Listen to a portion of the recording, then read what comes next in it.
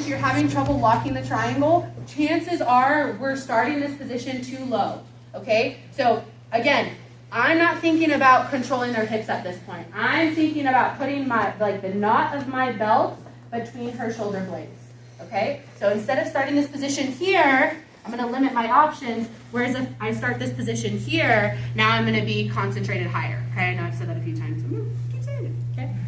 Okay, so I have my grips here, okay? That's what's getting us into this position. Had some great questions too. Nogi, same kind of situation.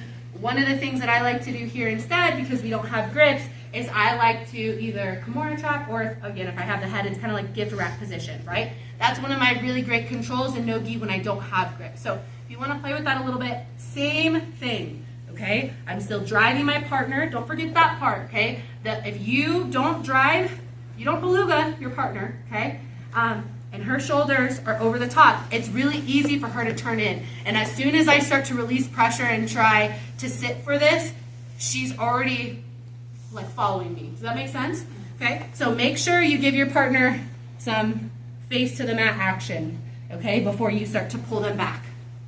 Okay, now let's say we block that, or we get over that arm, we trap it, whether we have this grip and we were going for our choke, and now we're thinking about the arm bar or triangle, but my partner starts to get their head towards the mat, okay? So this is one of the questions. What if we get here and our partner starts to like slink down, okay? I like to think of Jiu-Jitsu like path of least resistance, okay? I have these positions that I would consider happy places for me. I like to be there, okay? But I don't always know how I'm gonna execute. I'm gonna think about, okay, I'm gonna put myself in these positions I like to be in, and then based on my partner's reaction, they're gonna tell me how I'm gonna finish that position, okay? Same kind of thing here. I was on the back, we love the back, okay? I transition out to try to get a choke, basically a modified bow and arrow would be that first one, okay? We have the option of the triangle, but I start to set up the triangle and she's like, oh heck no, okay? She's getting her head to the mat, she's wiggling away. I still have this arm, okay? So that's when I can go to my Kimura trap, or even if you just wanna lace this arm through, as long as you're keeping some sort of control of their tricep to your body, okay?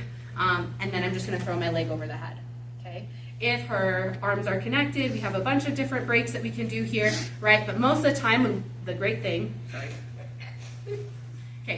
about being in this position where we're kind of flowing through different movements is if she's starting to slink her head down, right? She's focused on that, throwing this over and just getting my leg kind of like hammy curl their head, okay? We can usually break that grip pretty quickly, okay? And then again, if they start, defending here, doing something, wrist lock, okay? Okay?